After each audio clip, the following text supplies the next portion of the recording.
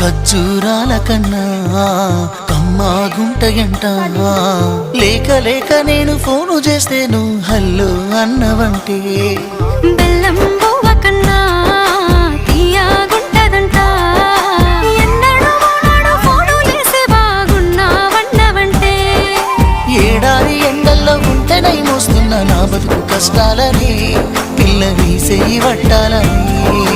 నల్లని సీకట్లో ఒకదాన్నే కూసున్న దిక్కులేని పచ్చినయ్యి బావా నువ్వెప్పుడొస్తావని.